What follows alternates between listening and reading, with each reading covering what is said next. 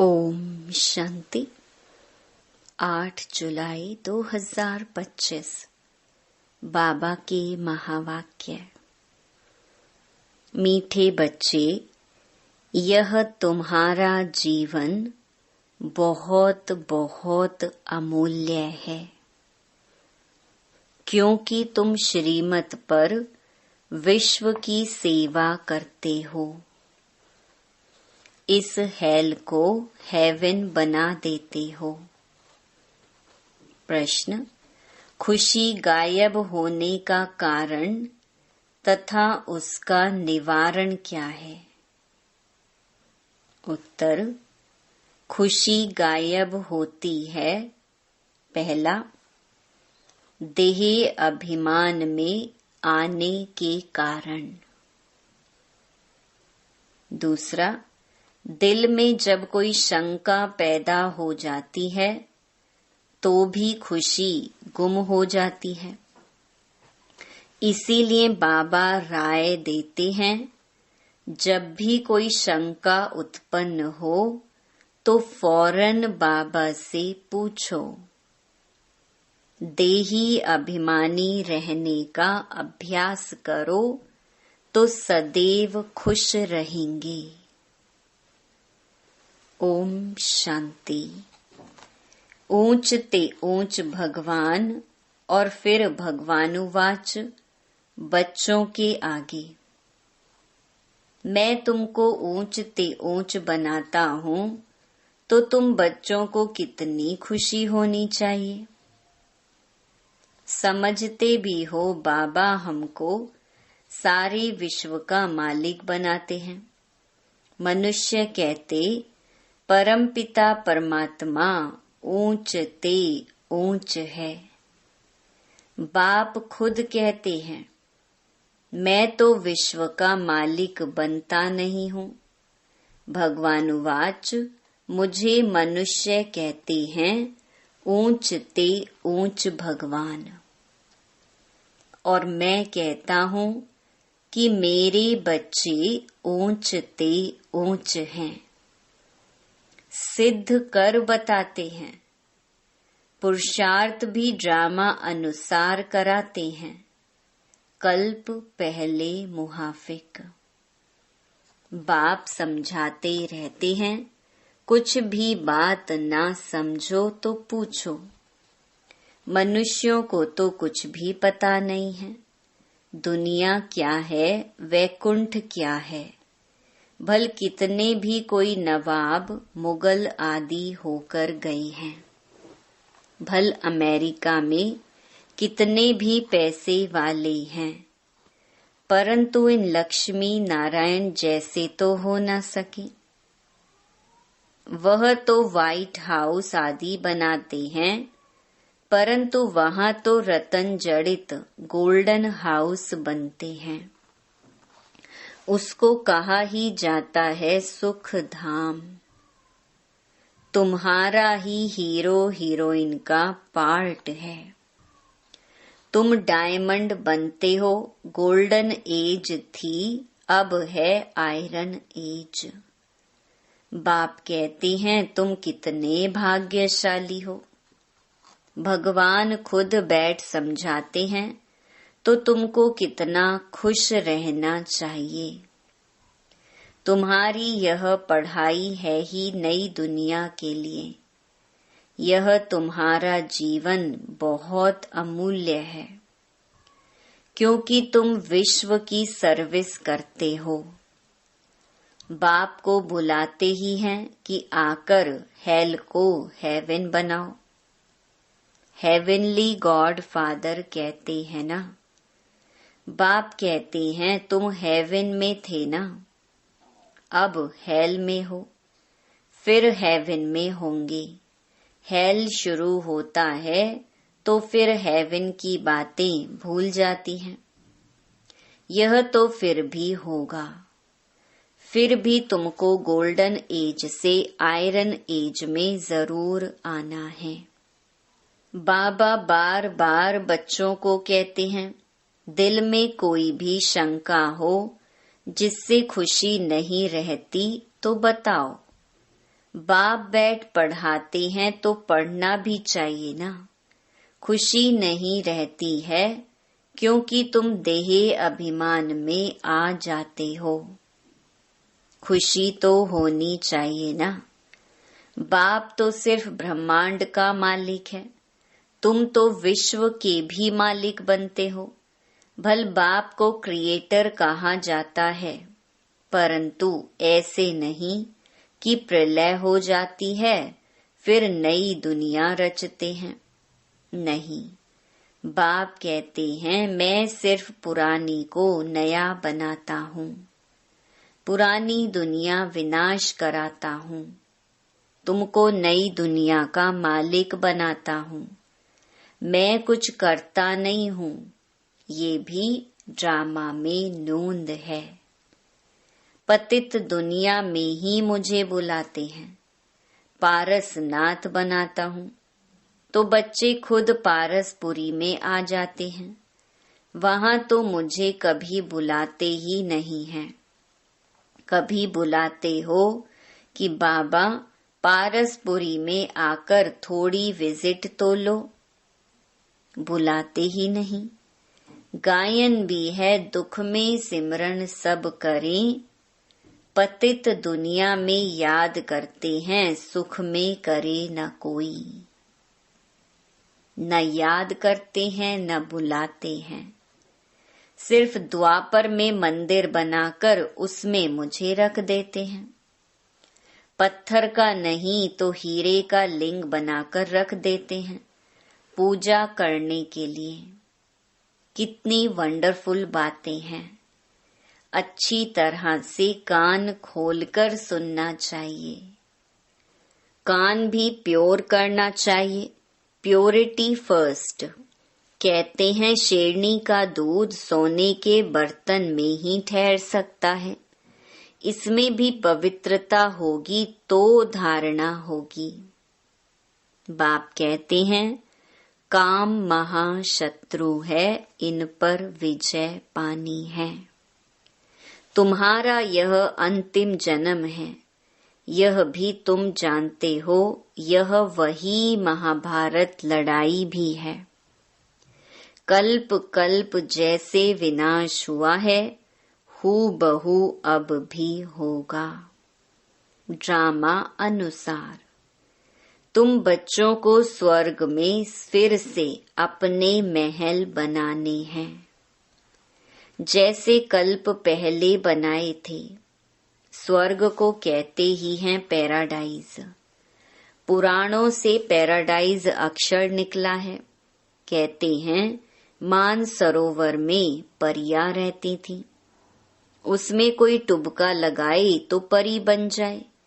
वास्तव में है ज्ञान मान सरोवर, उसमें तुम क्या से क्या बन जाते हो। शोभनिक को परी कहते हैं, ऐसे नहीं पंखों वाली कोई परी होती है। जैसे तुम पांडवों को महावीर कहा जाता है, उन्होंने फिर पांडवों के बहुत बड़े बड़े चित्र, गुफाएं आदि बैठ दिखाई हैं। भक्ति मार्ग में कितने पैसे बर्बाद करते हैं। बाप कहते हैं हमने तो बच्चों को कितना साहूकार बनाया, तुमने इतने सब पैसे कहाँ किए। भारत कितना साहूकार था, अभी भारत का क्या हाल है। जो 100% सॉल्वेंट था, अब 100% इनसॉल्वेंट बन पड़ा है।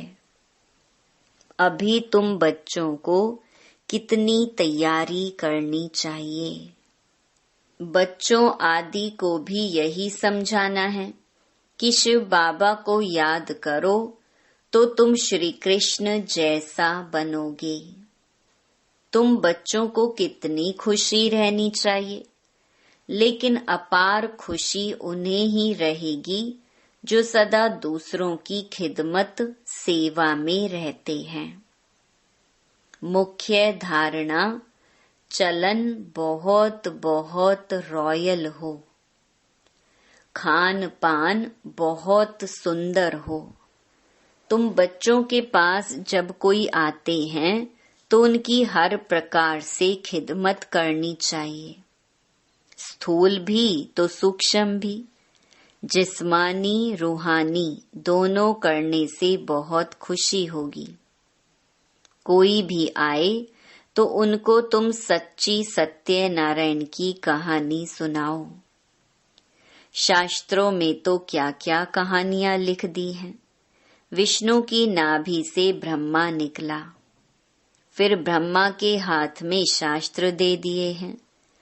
अब विष्णु की नाभि से ब्रह्मा कैसे निकलते हैं, कितना राज है, और कोई इन बातों को कुछ समझ ना सके। नाभि से निकलने की तो बात ही नहीं है। ब्रह्मा सो विष्णु, विष्णु सो ब्रह्मा बनते हैं। ब्रह्मा को विष्णु बनने में सेकंड लगता है। सेकंड में जीवन मुक्ति कहा जाता है। बाप ने साक्षात्कार कराया, तुम विष्णु का रूप बनते हो। सेकंड में निश्चय हो गया। विनाश साक्षात्कार भी हुआ, नहीं तो कलकत्ता में जैसे राजाई ठाठ से रहते थे, कोई तकलीफ नहीं थी, बड़ी रॉयल्टी से रहते थे। अब बाप तुम्हें यह ज्ञान रत्नों का व्यापार सिखलाते हैं। वह व्यापार तो इनके आगे कुछ भी नहीं है, परंतु इनके पार्ट और तुम्हारे पार्ट में फर्क है। बाबा ने इनमें प्रवेश किया और फट से सब छोड़ दिया। भट्ठी बननी थी, तुमने भी सब कुछ छोड़ा। नदी पार कर आए, भट्ठी में पड़े। क्या क्या हुआ, कोई की परवाह नहीं। कहते हैं श्री कृष्ण ने भगाया। क्यों भगाया? उन्हों को पटरानी बनाने। यह भट्ठी भी बनी तुम बच्चों को स्वर्ग की महारानी बनाने के लिए। शास्त्रों में तो क्या क्या लिख दिया है, प्रैक्टिकल में क्या क्या है, सो अब तुम समझते हो। भगाने की बात ही नहीं। कल्प पहले भी गाली मिली थी, नाम बदनाम हुआ था। यह तो ड्रामा है।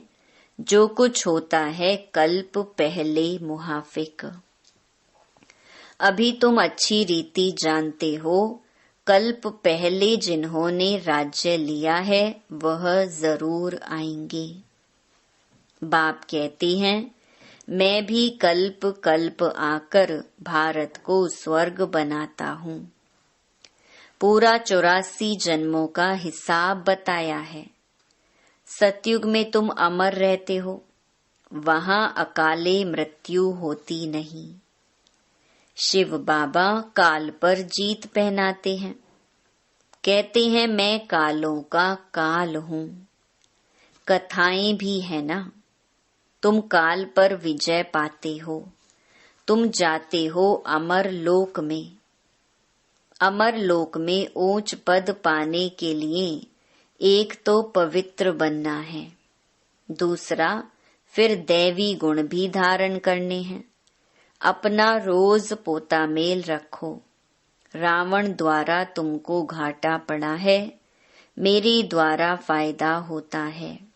व्यापारी लोग इन बातों को अच्छी रीति समझेंगे। यह है ज्ञान रतन। कोई विरला व्यापारी इनसे व्यापार करे। तुम व्यापार करने आए हो। कोई तो अच्छी रीति व्यापार कर स्वर्ग का सौदा लेते हैं 21 जन्म के लिए। 21 जन्म भी क्या, 50-60 जन्म तुम बहुत सुखी रहते हो, पदम पति बनते हो। देवताओं के पैर में पदम दिखाते हैं ना, अर्थ थोड़ी ही समझते हैं। तुम अभी पदम पति बन रहे हो तो तुमको कितनी खुशी होनी चाहिए। बाप कहते हैं मैं कितना साधारण हूँ, तुम बच्चों को स्वर्ग में ले जाने आया हूँ। बुलाते भी हो, हे पतित पावन आओ। आकर पावन बनाओ। पावन रहते ही हैं सुख धाम में। शांति धाम की कोई हिस्ट्री ज्योग्राफी तो हो नहीं सकती। वह तो आत्माओं का झाड़ है। सूक्ष्म वतन की कोई बात ही नहीं। बाकी यह सृष्टि चक्र कैसे फिरता है वह तुम जान गए हो। सतयुग में लक्ष्मी नारायण की डिनाइस्टी थी। ऐसे नहीं एक ही लक्ष्मी नारायण सिर्फ राज्य करते हैं, वृद्धि तो होती है ना। फिर द्वापर में वही पूज्य सो फिर पुजारी बनते हैं। मनुष्य फिर परमात्मा के लिए कह देते आपे ही पूज्य। जैसे परमात्मा के लिए सर्वव्यापी कह देते हैं। इन बातों को तुम समझते हो। आधा कल्प तुम गाते आए हो ऊंच ते ऊंच भगवान, और अब भगवानुवाच ऊंच ते ऊंच बच्चे हो। तो ऐसे बाप की राय पर भी चलना चाहिए ना। गृहस्थ व्यवहार भी संभालना है। यहाँ तो सब रह ना सके। सब रहने लगे तो कितना बड़ा मकान बनाना पड़े। यह भी तुम एक दिन देखेंगे कि नीचे से ऊपर तक कितनी बड़ी क्यू लग जाती है दर्शन करने के लिए। कोई को दर्शन नहीं होता है तो गाली भी देने लग पड़ते हैं। समझते हैं महात्मा का दर्शन करें। अभी बाप तो है बच्चों का। बच्चों को ही पढ़ाते हैं।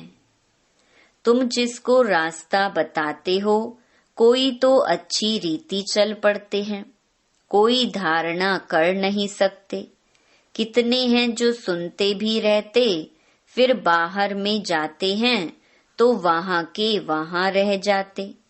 वह खुशी नहीं, पढ़ाई नहीं, योग नहीं। बाबा कितना समझाते हैं, चार्ट रखो नहीं तो बहुत पछताना पड़ेगा। हम बाबा को कितना याद करते हैं, चार्ट देखना चाहिए। भारत के प्राचीन योग की बहुत महिमा है। तो बाप समझाते हैं कोई भी बात नहीं समझो तो बाबा से पूछो। आगे तुम कुछ भी नहीं जानते थे। बाबा कहते हैं यह है कांटों का जंगल। काम महाशत्रु है। यह अक्षर खुद गीता के हैं। गीता पढ़ते थे परंतु समझते थोड़े ही थे। बाबा ने सारी आयु गीता पढ़ी। समझते थे गीता का महत्तम बहुत अच्छा है। भक्ति मार्ग में गीता का कितना मान है। गीता बड़ी भी होती है, छोटी भी होती है। श्री कृष्ण आदि देवताओं के वही चित्र पैसे पैसे में मिलते रहते हैं। उन्हीं चित्रों के फिर कितने बड़े बड़े मंदिर बनाते हैं। तो बाप समझाते हैं तुमको तो विजय माला का दाना बनना है। ऐसे मीठे मीठे बाबा को बाबा बाबा भी कहते हैं। समझते भी हैं स्वर्ग की राजाई देते हैं। फिर भी सुनंती कथंती अहो माया फारकती देवंती। बाबा कहा तो बाबा माना बाबा। भक्ति मार्ग में भी गाया जाता है पतियों का पति गुरुओं का गुरु एक ही है। वह हमारा फादर है। ज्ञान का सागर पतित पावन है। तुम बच्चे कहते हो बाबा हम कल्प कल्प आपसे वर्षा लेते आए हैं। कल्प कल्प मिलते हैं। अब बेहद के बाप से हमको जरूर बेहद का वर्षा मिलेगा। मुख्य है ही अल्फ, उसमें बेमर्ज है। बाबा माना वर्षा, वह है हद का, यह है बेहद का। हद के बाबा तो ढेर के ढेर हैं। बेहद का बाप तो एक ही है। अच्छा, मीठे मीठे 5000 वर्ष बाद फिर से आकर मिलने वाले बच्चों प्रति बाप दादा का याद प्यार और गुड मॉर्निंग। रूहानी बाप की रूहानी बच्चों को नमस्ते। धारणा के लिए मुख्य सार। पहला, स्थूल सूक्ष्म खिदमत सेवा कर अपार खुशी का अनुभव करना और कराना है। चलन और खान पान में बहुत रॉयल्टी रखनी है। दूसरा, अमर लोक में ऊंच पद पाने के लिए पवित्र बनने के साथ साथ दैवी गुण भी धारण करने हैं। अपना पोता मेल देखना है कि हम बाबा को कितना याद करते हैं। अविनाशी ज्ञान रत्नों की कमाई जमा कर रहे हैं। कान प्योर बने हैं जिसमें धारणा हो सके। वरदान, सेवा करते हुए याद के अनुभवों की रेस करने वाले सदा लवलीन आत्मा भव। याद में रहते हो, लेकिन याद द्वारा जो प्राप्तियां होती हैं उस प्राप्ति की अनुभूति को आगे बढ़ाते जाओ। इसके लिए अभी विशेष समय और अटेंशन दो, जिससे मालूम पड़े कि यह अनुभवों के सागर में खोई हुई लवलीन आत्मा है। यह अनुभव हो। नॉलेज का प्रभाव है, लेकिन योग के सिद्धि स्वरूप का प्रभाव हो। सेवा करते हुए याद के अनुभवों में डूबे हुए रहो।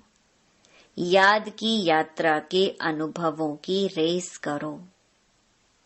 स्लोगन, सिद्धि को स्वीकार कर लेना अर्थात भविष्य प्रारब्ध को यहाँ ही समाप्त कर देना। अव्यक्त इशारे, संकल्पों की शक्ति जमा कर श्रेष्ठ सेवा के निमित्त बनो।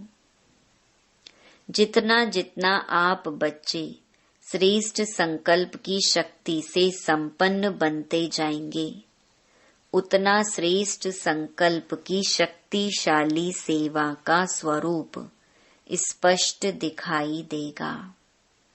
हर एक अनुभव करेंगे कि हमें कोई बुला रहा है। कोई दिव्य बुद्धि द्वारा शुभ संकल्प का बुलावा हो रहा है। कोई फिर दिव्य दृष्टि द्वारा बाप और स्थान को देखेंगे। दोनों प्रकार के अनुभवों द्वारा बहुत तीव्र गति से अपने श्रेष्ठ ठिकाने पर पहुंच जाएंगे। अच्छा, ओम